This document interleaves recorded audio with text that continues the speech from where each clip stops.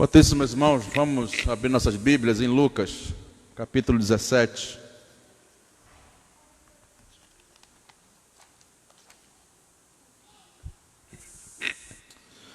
Versículo 11 ao 19, textos que nós lemos agora há pouco.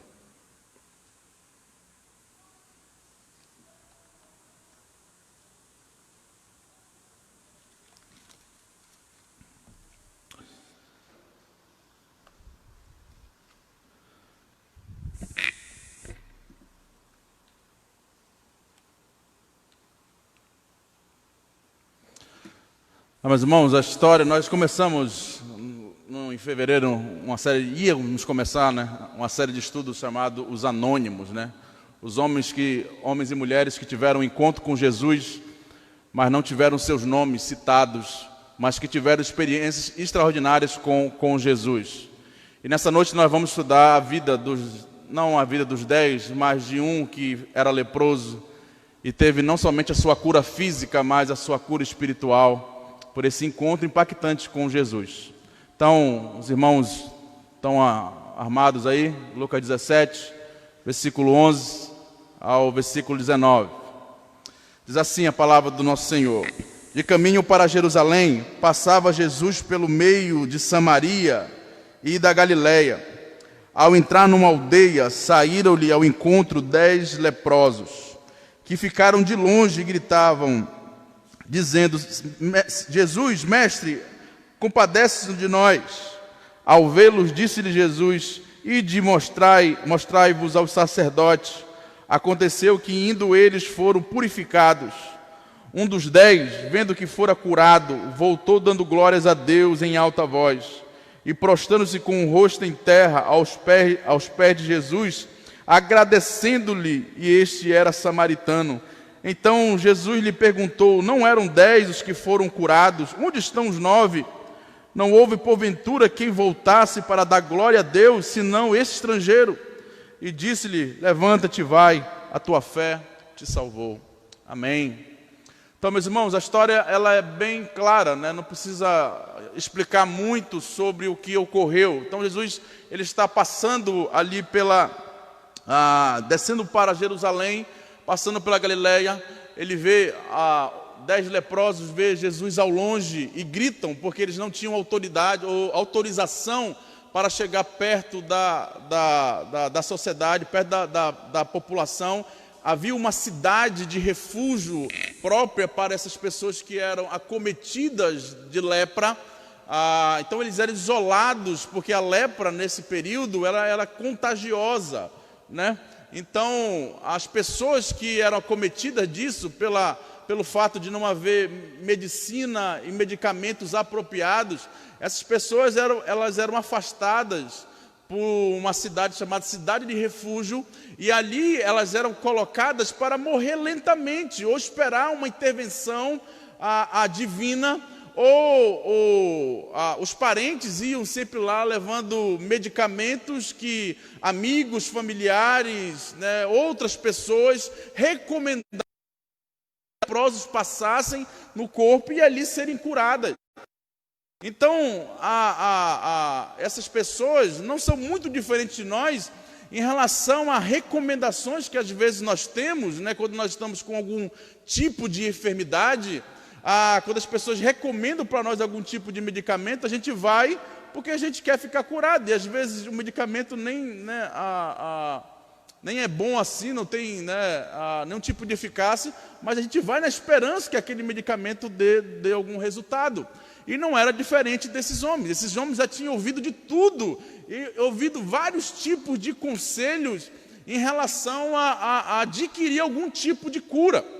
Deus ele estabelece lá em Levítico capítulo 13 uma lei, onde quando esse indivíduo, quando ele saía da sua cidade de refúgio, ele ia chegar perto da sociedade, ele tinha por lei levantar sua mão ao alto e gritar: imundo, imundo, para que as outras pessoas o identificassem e rapidamente saíssem de perto dele, para não ser contaminados com a lepra.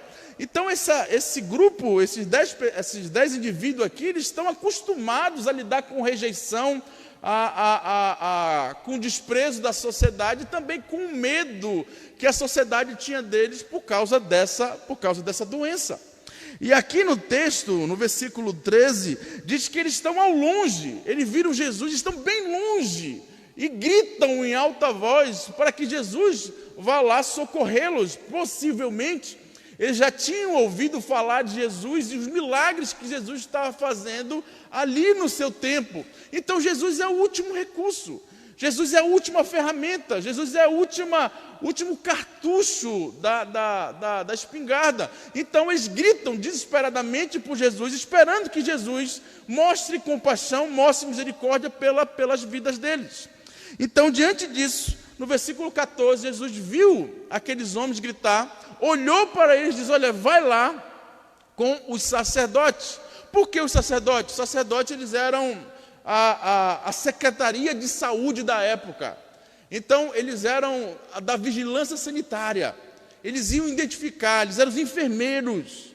E iriam ver, de fato, se aqueles homens, de fato, estavam curados, se estavam sarados, né? Se não tinham mais lepra. Então, tinha que passar pelos sumos sacerdotes para que eles tivessem autorização para voltarem para a sociedade. Normalmente, Jesus mandou eles irem para o sumo sacerdote e no meio do caminho, ao olharem para o seu corpo, eles estão totalmente limpos. A expressão usada aí no texto, no final do versículo 14, é que eles foram purificados. A ideia aí de purificados é totalmente limpo, não tem mais manchas. Se esses irmãos já tiveram alguma vez o contato com a pessoa que está com lepra, né? O leproso, ele tem várias manchas, né? Tipo pano branco, que vai comendo o corpo da pessoa. Então, essas pessoas, no meio do caminho, elas são totalmente limpas, não tem mais feridas, não tem mais ferimentos, não tem mais manchas nos seus corpos. E ao verem que foram curados, 9 deles foram viver suas vidas. Imagine quanto tempo eles já não estão em sociedade, quanto tempo eles não veem as famílias, quanto tempo se eram casados, quanto tempo não viam a esposa, os filhos, os amigos, quanto tempo o comércio deles está sem a presença dele, o dia a dia deles, parte da sociedade na qual me excluiu e na qual me rejeitou. Eu quero ter um encontro com esse Senhor que mandou ir com o sumo sacerdote e no meio do caminho eu fui purificado. Então, meus irmãos, nessa noite nós vamos aprender bem rapidamente, nós não podemos demorar muito, embora eu quisesse demais falar um bocado para vocês hoje, mas bem rapidamente nós vamos aprender 5 lições na vida desse homem. Não foi uma ordem qualquer, foi a ordem de um Senhor, foi a ordem de Deus, na qual ele precisaria não somente obedecer aquela ordem, vai lá e purifica, vai lá e mostra para o sacerdote a sua lepra, mas ele entendeu que ele deveria voltar e ouvir dos seus ensinamentos. Então esse homem compreendeu, esse homem mostrou, meus irmãos, que precisamos de obediência à palavra de Deus. Diante das incertezas do tempo presente, não anular aquilo que Deus falou para nós, prometeu para nós, né? Cumpriu em nosso lugar, não pode. A ordem dele para nós é não temas. E se ele diz para não temer, nós não precisamos temer. Precisamos obedecer a sua palavra. Uma da ordem que mais Deus deu no Antigo e no Novo Testamento foi essa: não temas, não temas, não tenha medo, não tenha medo, não tenha medo. Então nós não precisamos ter medo. Por que nós não precisamos ter medo? Porque ele diz para nós, para não termos medo. E esse homem mostra para nós que precisamos obedecer a palavra de Deus. Segunda lição, meus irmãos, para a nossa vida, é que esse homem teve mais que uma cura física. Ele teve um encontro pela fé com seu Salvador. 9, meus irmãos, dos leprosos foram para o caminho da ingratidão. Foram curados também. Os outros 9 foram curados, mas preferiram ir para o caminho da ingratidão. Esse homem não. Ele preferiu vir para o caminho da gratidão e ter um encontro com o seu Salvador. Olha o versículo 15. Um dos 10, vendo que fora curado, voltou dando glória a Deus em alta voz. Então esse homem, ele compreendeu essa expressão aí que aparece no texto, meus irmãos, quando diz aí no versículo 15 que ele voltou. A ideia aí do texto, meus irmãos, não é somente voltar para agradecer. A ideia aí do texto é que ele voltou com a sua vida transformada. Ele entendeu que aquele que está dizendo para ele, para ir mostrar para os sacerdotes, é o seu Salvador. Ele voltou com o seu coração impactado, transformado. Essa é a ideia.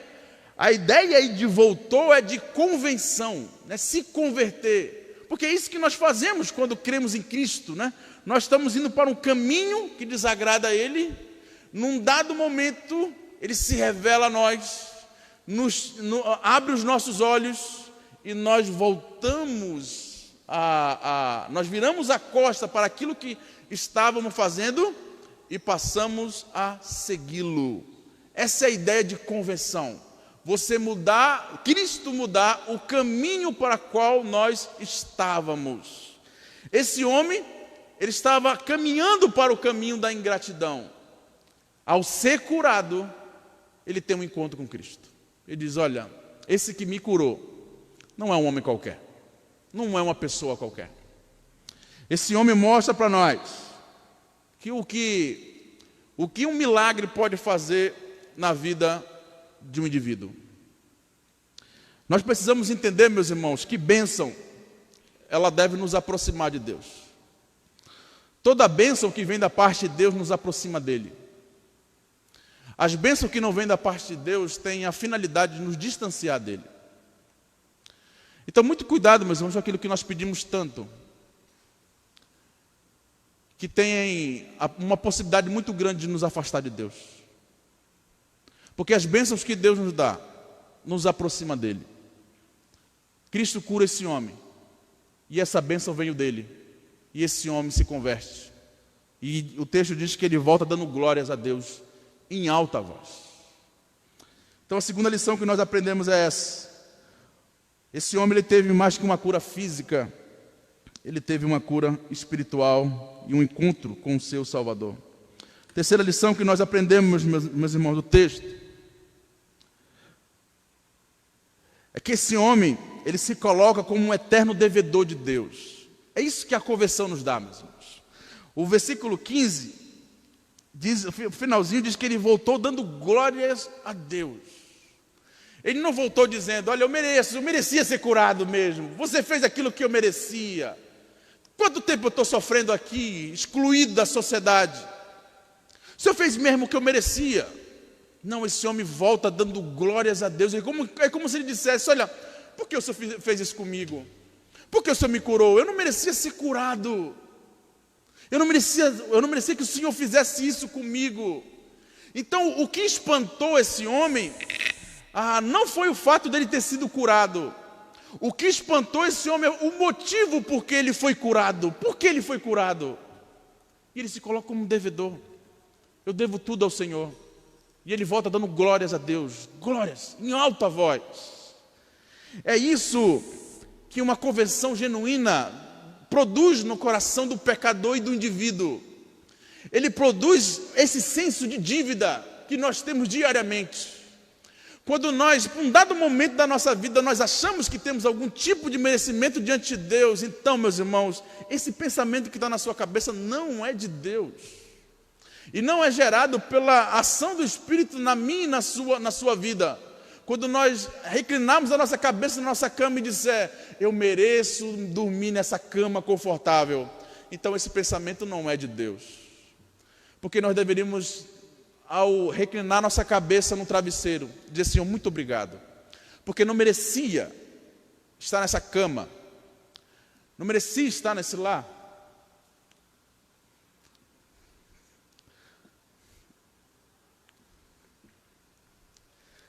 Devedores, Nós somos devedores. Quarta lição, meus irmãos, é entender que esse homem, ele se torna um discípulo de Cristo. Literalmente, o versículo 16 diz: e prostou-se com o rosto em terra, aos pés de Jesus, agradecendo-lhe, e este era samaritano. Então o texto nos mostra, no versículo 16, a ideia aí, meus irmãos, do versículo 16, essa ideia de se prostrar, é a ideia de se humilhar, a pessoa se rebaixar. No mundo antigo, quando o indivíduo ele se prostrava diante de alguém, ele está reconhecendo que ele é baixo, que ele é inferior, que ele é dependente. Então, quando o indivíduo ele se prostrava diante do outro, ele estava reconhecendo isso. E esse homem, ele percebe, diante do encontro que ele tem com o seu Salvador e da conversão que ele tem, ele diz: olha, eu sou, ele se humilha, ele se quebranta e ele reconhece: eu sou inferior ao Senhor, eu dependo de Ti, eu preciso do Senhor. Se não for o Senhor na minha vida, nada eu posso fazer, nada farei. Então esse homem, ele se torna um discípulo de Cristo, porque essa é a característica do discípulo de Cristo. Ele reconhece a sua fragilidade, ele reconhece, obrigado, irmão, ele reconhece a sua dependência. O discípulo de Cristo, ele nunca se acha forte o suficiente para vencer as batalhas do tempo presente. Ele está sempre assim, com seus joelhos curvados. Ele está sempre dependendo do seu Salvador, reconhecendo que ele é completamente dependente da ação do seu Salvador para que ele venha vencer aquela jornada. E por último, meus irmãos, a última lição que aprendemos desse homem é que esse homem demonstra uma característica de um verdadeiro discípulo: um coração grato. Todo discípulo de Cristo tem um coração grato. O versículo 16, a parte final diz aí, né? E prostrou-se com o rosto em terra aos pés de Jesus, agradecendo-lhe. Né? A ideia do coração grato, do coração que foi satisfeito, do coração que está satisfeito em depender de Cristo. Esse homem reconhece isso. Ele se curva nessa atitude de gratidão. Os 9, como Jesus pergunta, eles foram para o caminho da ingratidão. Foram para o caminho da ingratidão. Esse homem foi para o caminho da gratidão. Porque essa é uma característica do discípulo de Cristo. Ele é grato. Ele é grato por tudo o que ele tem, por tudo o que ele é, e por tudo aquilo que ele não tem, e por tudo aquilo que ele não vai possuir, e por tudo aquilo que ele não vai ser. Ele é grato. Por quê? Porque essa é uma característica do discípulo. Ele é grato por tudo. E principalmente ele é grato pelo relacionamento que ele tem com o seu Salvador. Esse homem é grato. Não, ele está sendo grato agora, não porque ele foi curado, agora por causa do relacionamento que ele vai ter com Cristo. E no finalzinho do versículo 19, Cristo diz isso a ele, né? Levanta-te e vai, a tua fé te salvou. A ideia aí não é de uma cura física somente, é de uma cura espiritual. É como se Cristo estivesse dizendo para ele: olha, eu te faço agora não somente um cidadão terreno, onde você pode trabalhar novamente, pode voltar para sua família, pode voltar para sua casa, pode sair da quarentena. Eu te faço agora também um cidadão celestial. Você vai para a eternidade, você vai estar já na eternidade junto comigo. Então esse homem ele é grato pelo relacionamento agora que ele tem com Cristo. Ele ganhou muito mais do que uma cura física. Ele foi perdoado dos seus pecados. E meus irmãos, a experiência do perdão só é possível para aqueles que se colocam como culpados. A experiência do perdão só é possível para aquele que reconhece que é culpado. Para quem não reconhece que é culpado, nunca vai ter experiência de perdão. Esse homem se colocou como culpado, prostrou-se diante do seu Salvador e aqui ele tem a experiência do perdão. Conclusão, meus irmãos, para nós. Meus irmãos e amados irmãos, que tenhamos um coração sempre grato ao nosso Senhor Jesus Cristo, principalmente nesse período, principalmente. E ser grato por todas as maravilhas que Ele tem feito na nossa vida e tem operado em nosso favor. A gente não tem ideia de quantos perigos o Senhor nos livrou no decorrer desses 75 dias de isolamento social. A gente não tem ideia. A gente não tem ideia de quantos perigos de morte o Senhor nos livrou. E Ele nos livrou. Ele é nosso devedor disso? Pelo contrário. Sabe o que é o extraordinário, meus irmãos? Não é nós não termos pegado. Ou se pegamos, foi leve, né? O extraordinário é nós não termos pegado da forma grave e não termos morrido. Esse que é o extraordinário. O extraordinário é Ele ter nos livrado. E nós estamos aqui tendo o privilégio de cultuar o seu nome. Isso é o extraordinário. Diante disso, louvemos e exaltemos o seu nome. Exaltemos o nosso Senhor Jesus Cristo. Que eu e você, meus irmãos, possamos abrir os nossos olhos e possamos ver a boa mão de Deus em tudo que nós temos. E que em Cristo Jesus, a quem seja toda a glória, a honra e o louvor para toda a eternidade. Amém. Vamos orar e que Deus nos abençoe à luz da sua palavra que nós aprendemos nessa noite. Senhor, muito obrigado, Pai, pela tua palavra aos nossos corações. Obrigado por lições tão preciosas que aprendemos na vida desse anônimo, desse homem que não teve a oportunidade de ter o seu nome mencionado. O conhecemos apenas como um dos leprosos. Mas, Senhor, ele foi conhecido por Ti e isso é o que importa. O Senhor o conheceu e o Senhor o salvou. Isso é o mais importante. O importante não é ele ter sido conhecido por nós, ser conhecido por nós. O importante é ele ter sido conhecido pelo Senhor e o Senhor ter o salvado. Muito obrigado, Pai. Te peço também por todos aqueles que estão nos acompanhando em seus lares, em suas casas, principalmente aqueles que ainda não te conhecem, Pai. Eu quero te pedir, Pai, que em nome de Jesus, o Senhor abra os seus corações, abra os seus olhos e que nesse momento aquele que está nos acompanhando possa encontrar salvação em Cristo Jesus. Para a glória do Senhor, Pai. E que nós, Senhor, que te servimos e que estamos aqui na tua casa, os nossos irmãos nos seus lares, possam entender que a característica central de um verdadeiro discípulo de Cristo é ser grato ao Senhor.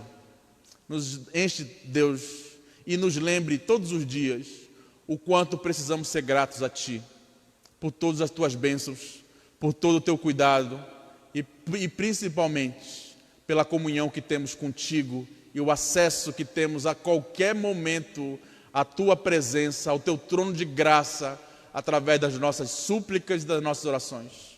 Obrigado, Senhor, por tudo. Te louvamos no nome de Jesus. Amém, Pai. Amém. Meus irmãos, saiu um decreto, né, hoje, no final da tarde, liberando os cultos das igrejas com cautela, né? O distanciamento, exatamente como os irmãos estão fazendo, todos de máscara, né? Foi pedido uma pia que já tínhamos feito, né, na frente da igreja para os irmãos lavarem a mão, já estava feita, né? E álcool e gel e álcool 70 à vontade para os irmãos. Não foi dado a nós uma quantidade mínima, né, para as igrejas que são maiores, né, nós aqui, a Assembleia de Deus e a Quadrangular, não foi dada uma quantidade mínima, mas eles pediram para que nós tenhamos cuidado, né, tenhamos cuidado. Isso é prudente da nossa parte, né, ter cuidado. Então, os cultos eles vão acontecer nesses cuidados, os departamentos vão começar a voltar a partir de amanhã. E nós vamos ter o culto domingo, tanto pela manhã como à noite. Não sei ainda como vou fazer, vou sentar com a diretoria e ver como nós podemos fazer, dividir os cultos, né? Pode ser até mais de 2 cultos, pode ser 3, pode ser até 4. Eu não me incomodo de ter 3 ou 4 cultos com vocês. Pelo contrário, o que estava me incomodando é não poder ter culto junto com a comunidade, né? Então, nesse domingo, nós vamos estar realizando a Santa Ceia. Tá bom? E vamos ver como nós vamos dividir, pode ser por núcleos, vamos ver. No decorrer dessa semana nós vamos estar orientando os irmãos, tá bom? Vamos cantar mais um louvor? E após o louvor nós vamos estar orando, encerrando, tá, meus irmãos, esse momento por causa do horário que já estamos chegando. Então vamos cantar mais um louvor, vamos convidar os irmãos a ficar de pé? Vamos ficar de pé, meus irmãos? E após o louvor nós vamos estar orando.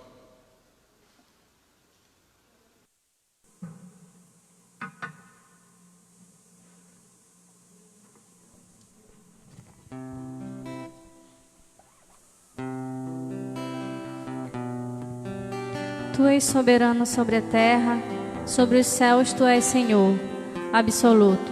Tudo que existe acontece, o Senhor sabe, e Ele é tremendo para fazer muito mais do que aquilo de que nós pensamos. Tu és soberano sobre a terra, sobre os céus tu és Senhor, absoluto. Tudo que existe acontece, tu sabes muito bem. Tu és tremendo. Tu és soberano sobre a terra, sobre os céus tu és Senhor, absoluto. Tudo que existe acontece, tu sabes muito bem. Tu és tremendo. E apesar dessa glória que tens, tu te importas comigo também. E esse amor tão grande eleva-me, amarra-me a ti. Tu és tremendo.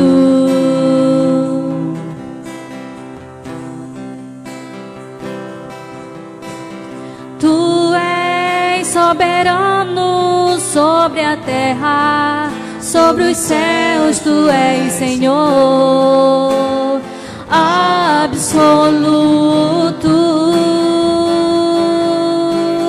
Tudo que existe acontece, tu sabes muito bem. Tu és tremendo. E apesar dessa glória que tens,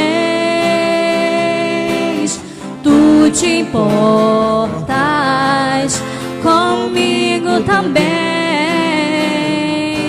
E esse amor tão grande eleva-me, amarra-me a ti. Tu és tremendo. E apesar dessa glória que tens, tu te importas comigo também. E esse amor tão grande eleva-me, amarra-me a ti. Tu és tremendo.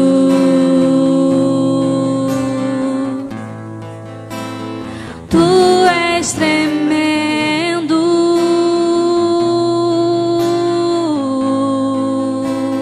Tu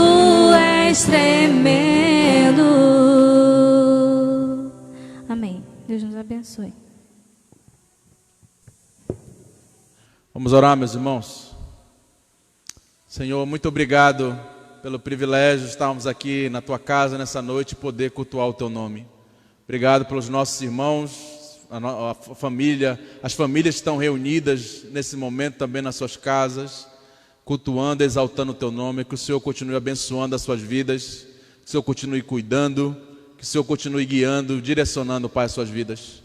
Que o Senhor, Pai, a cada dia possa estar conduzindo o tempo presente, abreviando o tempo presente, para que possamos, Deus, o mais breve possível, estar com a igreja toda junta, para poder exaltar e bendizer o Teu santo nome, porque só o Senhor é digno, Pai, de toda a honra e toda a glória.